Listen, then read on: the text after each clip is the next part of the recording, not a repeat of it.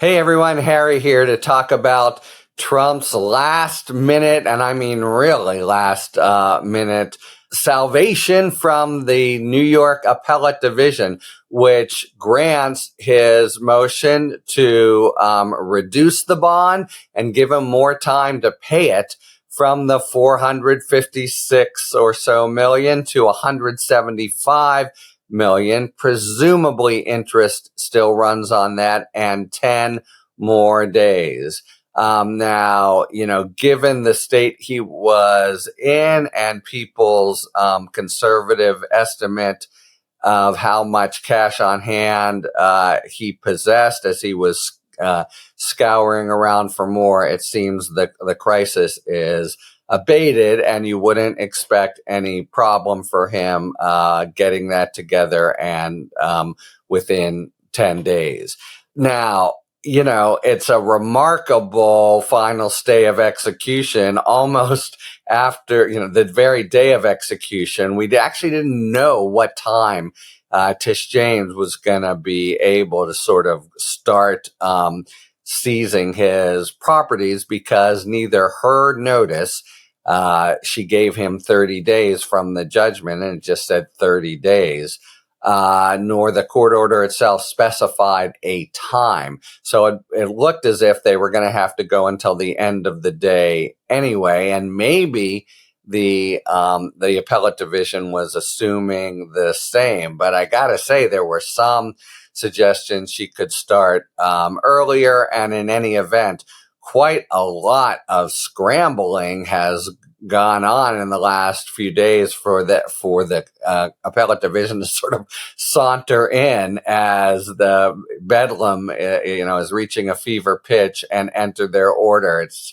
it's a 5-judge panel. Why they couldn't have done it on Friday or over the weekend, we don't exactly know. Still, the headline is he is really gets a stay of execution. Now, all the calculations remain about what happens if he doesn't pay and what she can seize and the like, but I think we just have to assume that he'll be able to. Now, of course, his whole financial empire is completely opaque, and the things that he ostensibly owns, he doesn't really. Some corporate web does, though you can maybe pierce, to go after him, but that's a intricate legal proceeding in and of itself. In other words, it's not out of the question that he can't even do the reduced bond, but I doubt it. And I think the appellate division was basically saying, we want to make it hurt for him to, not to just appeal willy-nilly, but, not to totally break him. And that's consistent, by the way, with, if you try to think, if this weren't Donald Trump, how would you approach it? That's consistent, especially this court in New York. New York prides itself as being a pro-business state, at least the courts do. And for the appellate division to come in and lower things, make it easier, is part and parcel of a, general openness to business interests. So for that reason, I've mentioned this over the last week or two as being the thing that would, potentially make the appellate division kind of save his bacon, as it were. And so indeed they have. So still all kinds of theoretical calculations out there. And the big question, he's still going, as far as we know, to go through with this IPO of his Truth Social stock, which he, being the initiator of the IPO, gets to value, and he's done at a mere $5 billion, $3 billion of which he would go to him because he owns 60% of it. That's, I think, in most economists' estimate, just laughable when you think about the normal benchmarks of how many times EBITDA and the income before tax and depreciation, etc. And you would imagine it would plummet, but the question is whether there would be enough there. Well, first, an important point, but that Stephanie Rule raised. if he's looking like he might be president or it's a close contest, the market might value it's bizarre and has nothing to do with the underlying fundamentals of the company. But the market might value that stock pretty highly only because it's affiliated with the president. So that the political dynamic and the economic dynamic are tied up together.